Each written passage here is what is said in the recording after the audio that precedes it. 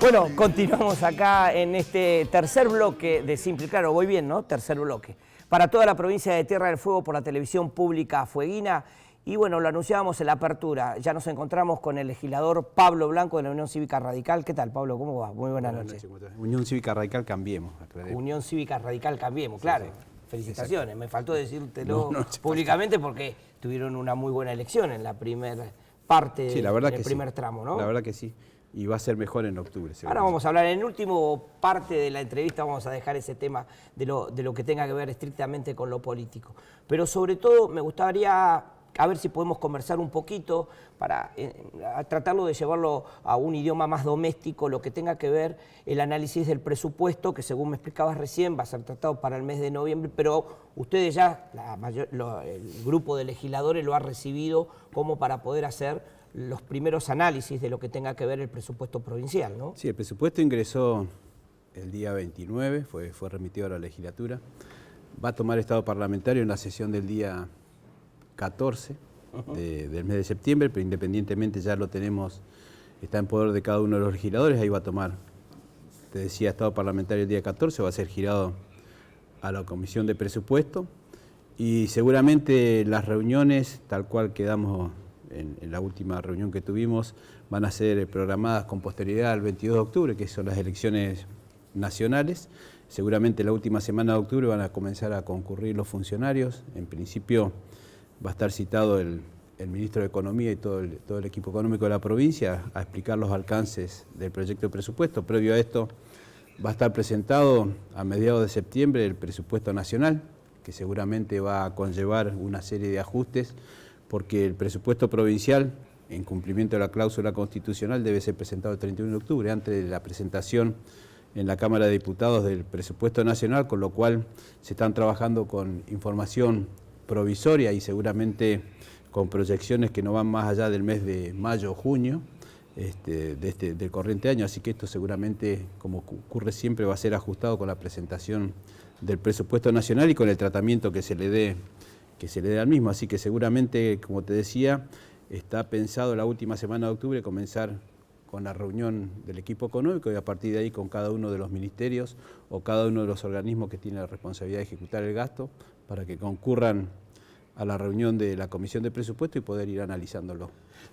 Tenemos sí, plazo constitucional hasta el 15 de diciembre para su aprobación. En caso de no ser así, se prorrogan las sesiones ordinarias hasta el 31 de diciembre, pero seguramente en la primera quincena de diciembre ya va a tener tratamiento en la Cámara, en el recinto. Recién mencionabas el presupuesto nacional y en estos días, no solamente estos días de esta semana, sino ya se viene hablando mucho el tema de la coparticipación federal, no solamente de la provincia de Tierra del Fuego, sino del resto de las provincias, con el tema del conurbano bonaerense. Expliquemos a nuestra audiencia, esto tiene que ver con un fondo que recibe la provincia de Buenos Aires, que de acuerdo a una presentación judicial que hizo la provincia de Buenos Aires, estaría reclamando más dinero. Vamos a llevarlo en términos generales. Vamos a aclarar las cosas. Sí. El fondo del conurbano era un monto que surgía de la coparticipación de impuestos. El 10%. Fijado por ley, que después, hace años atrás, fue congelado. Exacto. Se dejó sin efecto la ley o se congeló en 650 millones de pesos. Hubieron varios gobernadores que lo reclamaron. Algunos lo reclamaban políticamente, pero bueno, la gobernadora Vidal tomó la determinación ante el reclamo que venía año tras año de distintos gobernadores que no había tenido el resultado esperado de presentar el reclamo ante la Corte Suprema de Justicia. Por ahí a veces llama la atención algunos comentarios, sobre todo en el transcurso de los últimos días, donde seguramente tiene mucho condimento de la campaña política, donde se habla del centralismo de Buenos Aires, pero seguramente esto no es tan así, porque yo quisiera ver a alguno de todos los gobernadores que se quejan, si fueran gobernadores de la provincia de Buenos Aires no actuarían en idéntico sentido que la gobernadora Vidal. Pero bueno, como te decía, esto está todo mezclado con la coyuntura electoral. Pero independientemente de esto, yo creo que... Perdóname, Pablo, pero ¿hay una afectación para el resto de las provincias? No, yo creo que no. ¿Vos decís que no? Yo creo que no, porque el monto reclamado por la provincia de Buenos Aires es un monto considerable y en lo que tiene que ver con la coparticipación federal de impuestos, no nos olvidemos que es una discusión que luego de la reforma constitucional del año 1994 quedó pendiente, que tiene una cláusula que es una cláusula que debe llevarle tranquilidad a todas las provincias, o sea, para modificar el monto de coparticipación, tiene que haber un acuerdo de las 24 jurisdicciones. O sea, ninguna provincia que vea mermados sus recursos va a prestar conformidad a esa ley de coparticipación. Pero en el caso del Fondo del Conurbano, yo creo que ninguna provincia, en el caso nuestro serían casi 1.000 millones de pesos, imagínate las provincias más grandes, Córdoba, ninguna provincia va a estar de acuerdo con que se le quite esa suma de recursos. Pero también es cierto que si vos vas a la ley de coparticipación, algunos que baten el parche ahora preocupados, no hacían lo mismo hace 2 años atrás, cuando la nación compartía con las provincias menos del 22% del total de recursos, cuando la ley de coparticipación federal habla del 56% en poder de las provincias. 56% que estaba fijado cuando la educación y gran parte de la salud estaba en manos de la nación. Después eso se fue transferido a las provincias, se transfirió la educación sin los recursos que correspondían a cada una de las jurisdicciones, y se cargaron un montón de funciones en las provincias sin enviarle los recursos. Por eso pasó del 56% al 22% que había en la década ganada que se decía. Este gobierno nacional, a los que muchos dicen que va a ajustar a las provincias, es el primer gobierno nacional que comienza a devolver a las provincias el 15% de descuento indebido, luego de que se dejó sin efecto las AFJP, destinadas al régimen previsional nacional. Entonces me parece que estas señales de un gobierno nacional que asume y toma el compromiso de devolverle, porque el gobierno nacional anterior, durante 12 años, no hizo la devolución, pero una semana antes de irse, hizo un decreto de necesidad y urgencia, devolviéndole a la totalidad de los recursos a las provincias. ¿Por qué no lo hizo durante 12 años como correspondía? No. Una semana antes de irse, hace un decreto de necesidad de urgencia y obligó al gobierno nacional a sentarse con las provincias y ver de qué manera se podía comenzar a devolver. Este mismo gobierno nacional, que una semana antes de irse devolvió el reintegro de puertos patagónicos que había sacado el gobierno de Menem allá por el 1991 y que nunca hicieron nada para devolverlo. Una semana antes de irse hicieron un decreto devolviéndole a las provincias. Entonces por eso te digo que acá hay mucho contenido, y en esta discusión hay mucho contenido político, de aquellos que tuvieron oportunidad, mayoría en las cámaras, gobiernos nacionales, la oportunidad de devolverle a las provincias todo lo que se le devolvía y no hicieron un solo paso, al contrario, le fueron cada vez sacando más recursos a las provincias y manejaban a los gobiernos provinciales de acuerdo, si eran amigos o no amigos, le daban recursos para la obra pública, cosa que es completamente distinto a lo que está sucediendo ahora. Pero bueno, seguramente superada la etapa electoral del 22 de octubre, se van a sentar seria y responsablemente a discutir todos estos temas, porque el federalismo es algo que está pendiente del año 94 en la discusión en el país y alguna vez se tiene que cortar. Y este gobierno, a mí no me cabe la menor duda que este gobierno nacional va a poner las cosas como tiene que ser y más allá de las dificultades va a discutir lo que hay que discutir, porque si hay un gobierno que está demostrando que quiere ser federal, es este, y no como el anterior, que se llenaba la boca hablando de federalismo y era más unitario que nunca. Bueno, volvamos otra vez un poquito al presupuesto de la provincia, que nos quedamos ahí con el tema del análisis del presupuesto. En estos días ha salido en los medios de comunicación el déficit que va a tener el presupuesto provincial. Digamos que el presupuesto presentado va a estar en el orden de los 23.500 millones de pesos aproximadamente para el año 2018 y se prevé un déficit de casi 7.000 millones de pesos. Primero que hay que leer el presupuesto. No hay que guiarse por los comentarios. El presupuesto va a ser de 30.700 millones. Los 23.139 son los recursos corrientes que va a tener. Y los otros 7.500 millones, de esos 7.500 millones, hay más de 5.300 millones que son recursos que tiene la provincia y que están destinados a obra. Entonces, más allá de los grandes números que algunos, por supuesto, en el condimento de la campaña política quieren explicar y por ahí salieron a decir que este gobierno provincial sextuplicó el déficit que dejó el gobierno provincial anterior, es mentira. Esto no es así. El déficit que refleja este presupuesto, sin hacer ningún tipo de ajuste ni de análisis en las pretensiones que están enumeradas acá, es de 2.200 millones de pesos. Coincidamos que todavía no hubo un análisis que vos decís. No hubo un análisis. Por ejemplo, hay jurisdicciones donde pasan que del presupuesto del 2017 que estamos, con proyección al 2018, aumentan casi el 60% de su presupuesto.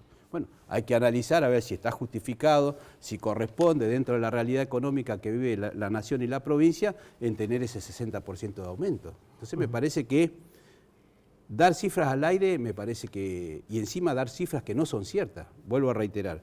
como está presentado sin ningún ajuste, el presupuesto tiene un déficit de 2.200 millones, no de 7.300 millones, como algunos candidatos a diputados están diciendo por ahí, como algunos medios están manifestando. ¿Vos pensás que ese presupuesto o ese déficit, en realidad de 2.000 y pico de millones, después de un análisis dentro del ámbito legislativo, podría llegar a reducirse en algo o creo que sí. va a seguir manteniéndose en esos números? No, yo creo que sí. Si vos vas al proyecto de presupuesto del 2017, arrojaba desde su inicio una proyección de déficit de alrededor de 1.700 millones. Sí. Y terminó siendo 890 en el presupuesto. Vamos a ver con la ejecución presupuestaria a cuánto se llega. Yo creo que se va a llegar a menos que eso, porque hay presupuestos que no se han ejecutado a esta altura del año. No creo que se haya ejecutado más del 40-45% y no creo que se llegue a ejecutar más del 60 o 70%. Pero bueno, estos son todos análisis que hay que hacerlo. Seguramente van a venir, como te decía, ajustes en los recursos en más, luego de la presentación del presupuesto nacional, y seguramente va a ser algo que va a llevar su discusión. En la planta de personal, que yo estaba haciendo algunas consideraciones recién, cuando empezamos a ver que todo el mundo habla de la planta de personal, vos fijate que del 2017 al 2018 se modificó en 126 la planta de la Administración Central en 126 vacantes, que son las que se habilitaron para salud. O sea que del presupuesto del 2017 al presupuesto del 2018 el aumento son 126 vacantes que ya autorizó la legislatura, que fueron destinadas al área de salud. En los organismos descentralizados, en los organismos autárquicos, hay un aumento de 11 plantas. En los organismos de la seguridad social hay una disminución de 14 plantas. Entonces, Pablo, pero ¿qué pasa con ese aumento que también es vegetativo? Por ejemplo, de la gente que se jubila y esa planta queda libre. Vuelve a ocuparse otra vez, ¿no? Por supuesto, si vos tenés en el área de salud gente que se jubila, hay gente que hay que reemplazar. Si vos tenés en el área de educación gente que se jubila, hay gente que tenés que reemplazar, porque los médicos, los enfermeros, la gente que trabaja en salud, los docentes, necesariamente vos necesitas no solo reemplazarlos, sino muchas veces que aumentar, porque la población aumenta. Y la necesidad de la prestación del servicio hace que aumente el recurso humano, porque en salud, independientemente de los instrumentos, la mayoría es recurso humano que hace falta, lo mismo que en educación. Por eso en su momento, cuando se dio o se creó el Fondo Solidario que iba destinado a salud y educación, muchos decían, ¿dónde va la plata? Y cuando uno le decía, va a salario, dice, ¿cómo va a ir a salario? Y bueno, la masa crítica que tiene que ver con el sistema de salud y educación son personas, y las personas cobran sueldo. Entonces tiene que ir necesariamente a salario. Vos no podés reemplazar, no le podés pagar a un médico con material o con máquina, le tenés que pagar con plata. Y la plata es salario. Pablo, nos quedan 2 minutos para ir cerrando ¿Tampoco? este avance. Y sí, viste, parece que no, pero se nos fueron casi 15 minutos charlando de estos temas. Los municipios van a tener aproximadamente, de acuerdo al presupuesto, 3.895 millones de pesos de coparticipación que se distribuyen entre Río Grande, Tolwyn y Ushuaia. Sí. ¿Qué pudiste ver del primer pantallazo del análisis así? Todavía general? a ese punto no hemos llegado, pero aumentó más o menos el porcentaje que aumentó el presupuesto en recursos. No hay ninguna modificación, ni ninguna merma, ni ninguna quita a los recursos municipales bajo ningún punto de vista. Bueno, seguramente yo siempre me gusta participar de las reuniones de comisiones porque son... Estás invitado a todas. Gracias, siempre lo he hecho y les agradezco poder estar presentes porque realmente son bastante emocionantes. Aquellos que les interesa el tema de números y de presupuesto, hay mucho debate, hay mucha discusión bien sana, por supuesto, con respecto a la defensa de lo que corresponde al presupuesto de la provincia, de los números de la provincia. Así que, bueno, te quiero agradecer. Muchísimas gracias por estar primera vez acá en el espacio de Simple y Claro. No, al contrario, te agradezco la posibilidad y la invitación, por supuesto, y bueno, seguramente nos vamos a seguir viendo si el tema es de interés. Por supuesto. Gracias, Pablo. No, gracias a vos. Con ustedes volvemos en unos minutos más lo anunciamos en la apertura, con el flamante presidente de la Dirección Provincial de Energía. Ya volvemos.